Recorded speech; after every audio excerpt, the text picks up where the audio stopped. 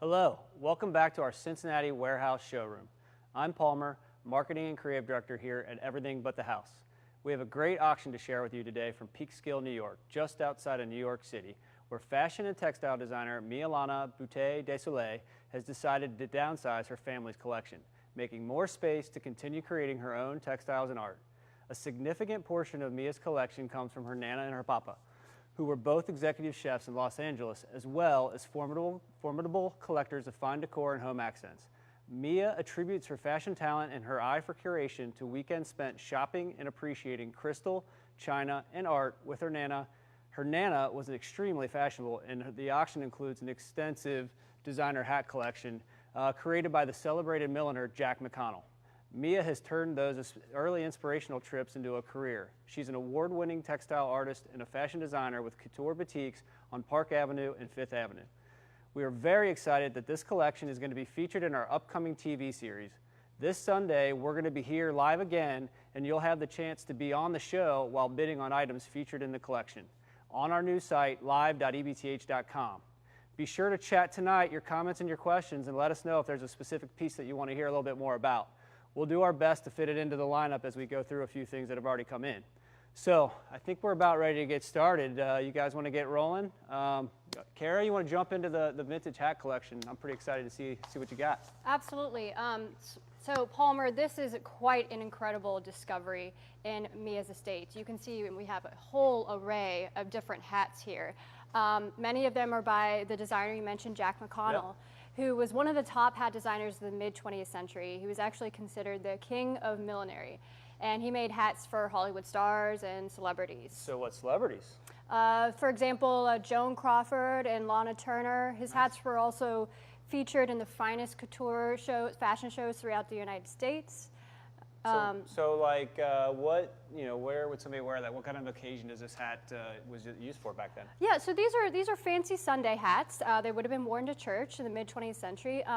But these ones by Jack McConnell are very, very coveted and rare. So I see a lot of feathers kind of coming out throughout. It seems like a theme that he used a lot. Yeah, what's going on there? Let me grab one for you to show an example. Yeah. He is known for incorporating feathers a lot in his hats to add a lot of texture, and he has a lot of frivolous character to his hats. But what's really important about a lot of the hats in this collection is that if you look on the inside and you see this label, it says styled by Jack McConnell, and behind that label you're going to have a single red feather. And what those things mean is that this hat was designed by him himself, not his team, but just by him, and they're one-of-a-kind hats, and they're handmade by him.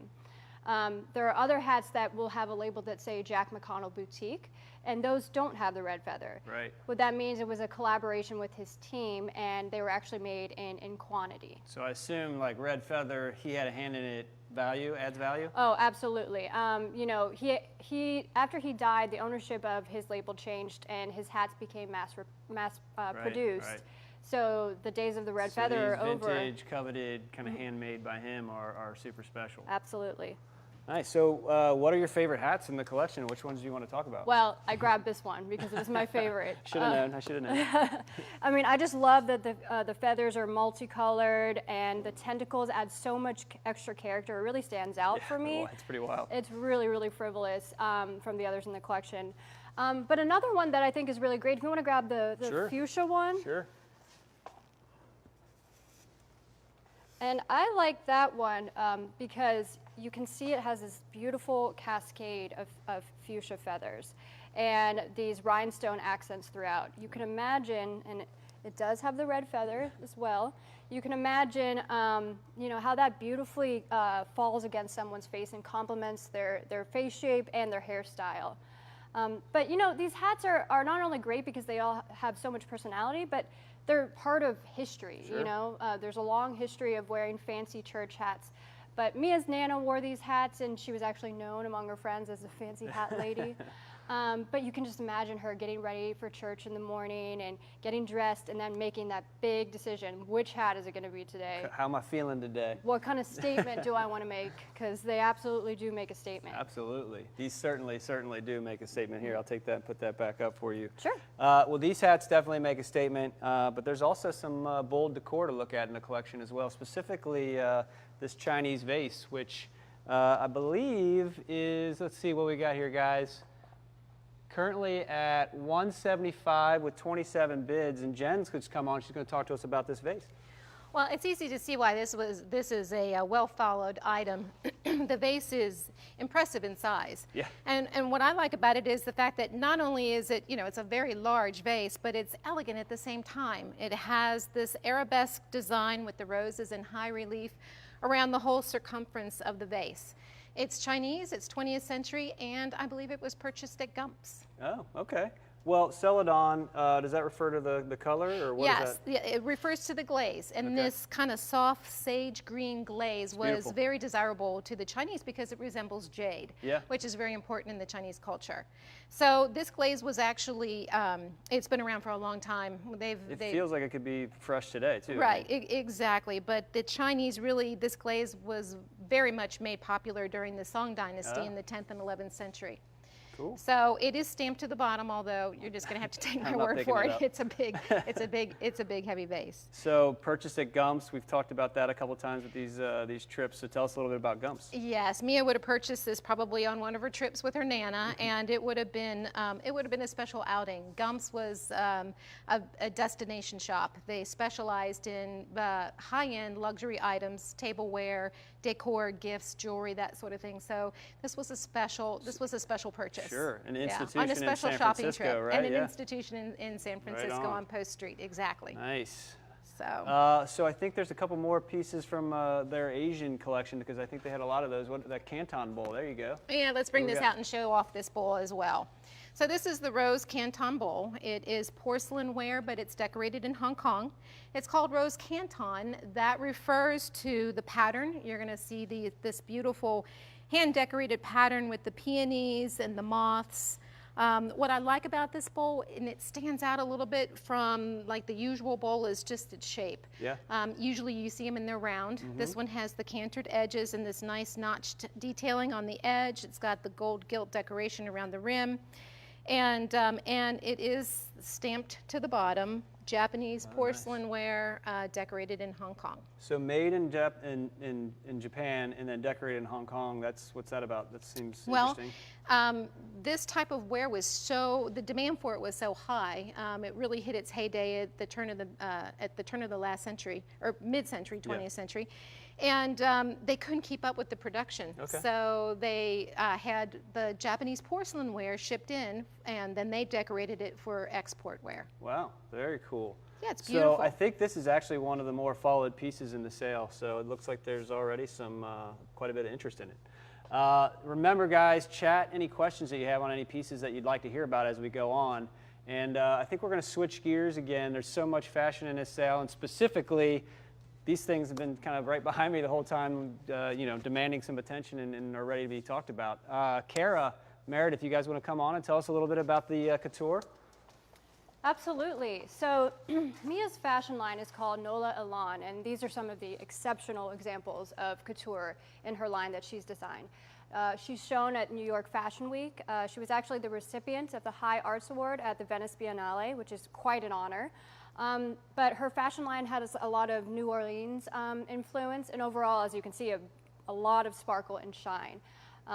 It's bespoke couture. All of her pieces are hand-stitched and customized. What I love about Mia's line is how each piece has so much presence. It's haute couture. Every piece is so unique that you feel like you're truly wearing a work of art. Absolutely. I mean, these are the types of dresses that when you put them on, you're going to be turning some heads in the room. So we've highlighted a few examples here on the mannequins and you can see that Mia's line includes several different styles to highlight different body types. There's the strapless, this one's sleeveless, and then you have the halter style over here. This sleeveless style is called La Contessa, and it features several triple sewn paillettes in both platinum and ebony in varying patterns throughout the gown. It's a great example of Art Deco architecture. Absolutely, with the V's. And it has these amazing side cutouts and high slits to either side.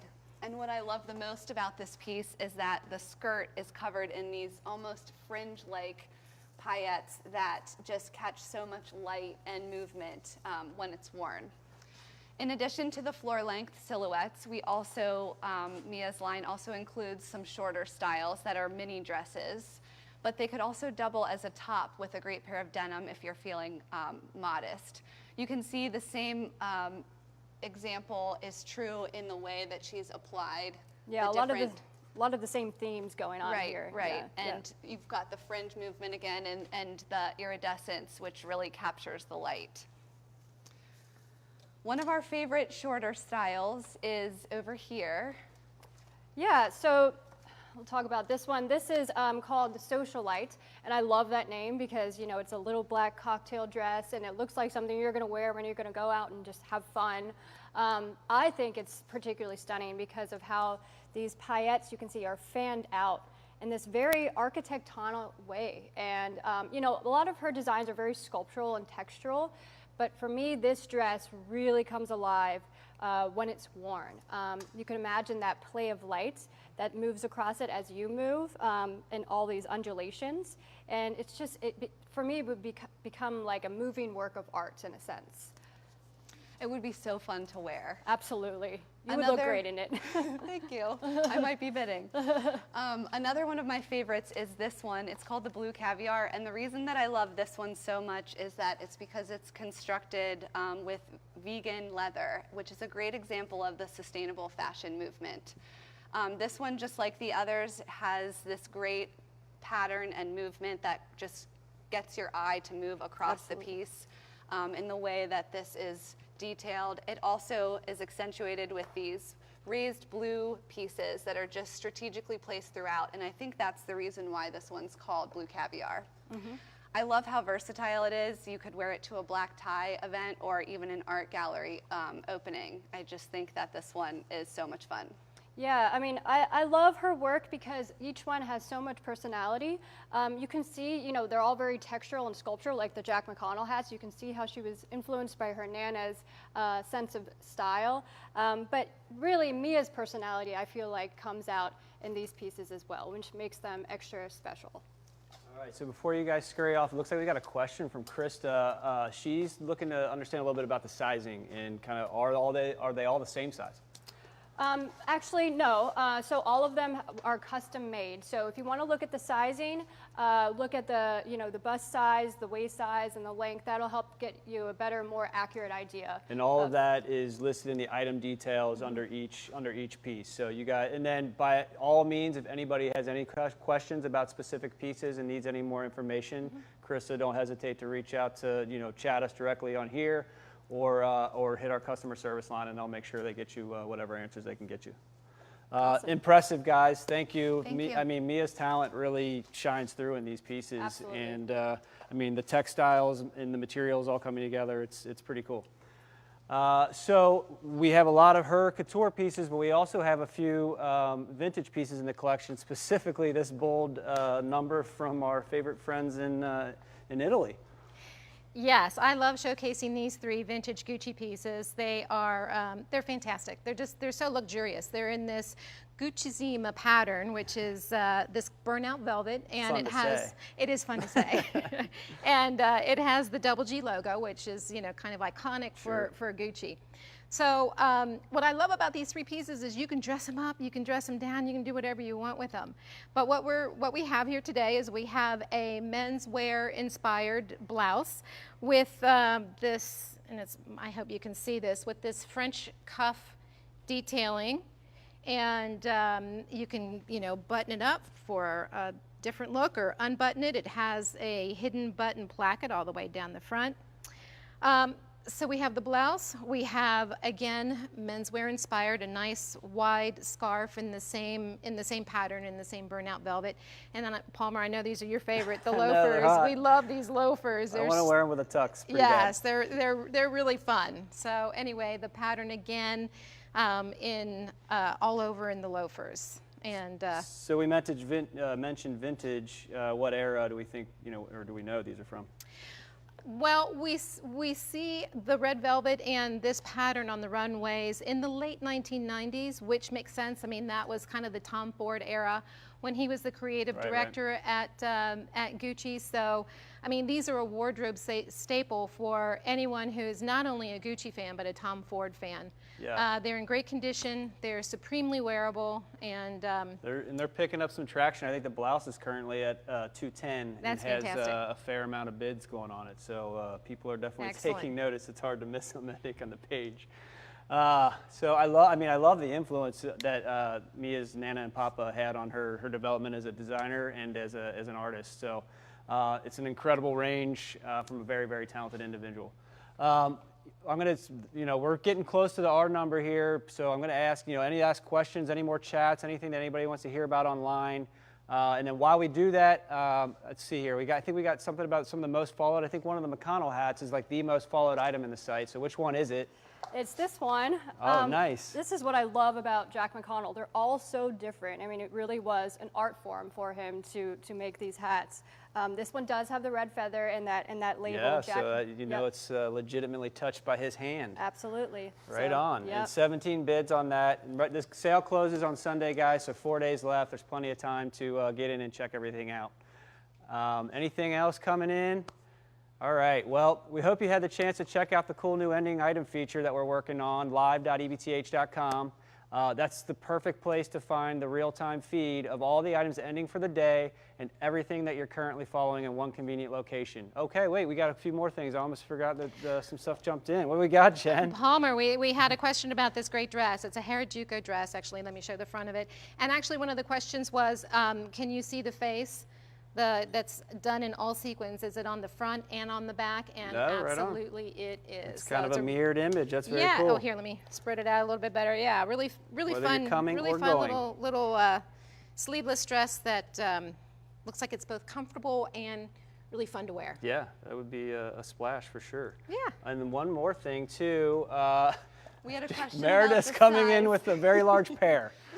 It is a rare pair indeed. We had a question about the size of the pair, so I just thought that we could show It's for that scale. big. It's quite large. All right. It's amazing. Hopefully that helps. That's very cool. That'd be a fun little standout piece in the living room. For sure. Nice. Thank you. Thank you. And looks like something again online Gucci purse, and they're looking for some. They want us to pull that down, or is that not up here? Let's grab the Gucci purse, guys. Anybody? Here we go. Yep. There we go. Is there more than one? I feel like there might be more than one in the sale. We have this piece in particular. If you want to, can you pull up some information on that for me so I can show it? And I'll kind of just open it up and allow you to see a little bit of the detail in the stitching, in the clasp and stuff. So zipper pocket on the inside, and you see the Gucci stamp on the leather there, the Gucci stamp on the leather and the label. In pretty good shape, pretty clean, and definitely a nice vintage piece. The bottom, which I know this part gets damaged a lot, and this is in great condition, and just this nice kind of key style clasp, still in good shape. So the handles are great. Everything looks pretty nice here. And this is the Bardot bag in pink, and it's got the nude leather trim and the piston lock we just talked about, and is currently at $185 with 9 bids on it. So. You guys can jump in there, and it's there. Thank you, Jen. Anything else coming in? All right. Well, thanks, guys. So tonight was the first night that we added that live video feature to our platform, and we're going to continue to be working on that platform and upgrading it as we go. And it's this great new way for us to kind of bring this kind of content to you guys and allow you to see what's going on real time. So we're excited to say that we will be back live from the showroom on Sunday night while Mia's auction is closing, and we're going to be there to help kind of guide you guys through the action. So let us know, like between now and then, if you guys have any questions, if there's anything from the collection that we didn't talk about that you want to know a little more about, chat us on Facebook, send us a message, and we'll be our best to bring those pieces to the foreground on Sunday night and share more about them and give you a chance to get a little more information before that final bid happens.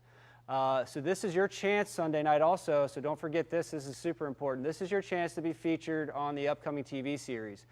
There's a little feature now on that live.ebth.com site, video capture feature. It's a toggle in the upper right corner. You turn that on and you'll have a chance to be on the show. And so with so much of her collection focused on fashion, maybe wear your favorite hat or your Sunday best and make sure you stand out from the crowd, because the producers will be looking through that video footage and trying to pick and choose who might be going to get the feature on the show. So until then, you guys, we'll see you Sunday night. Keep living the uncommon life, and happy bidding. Thank you.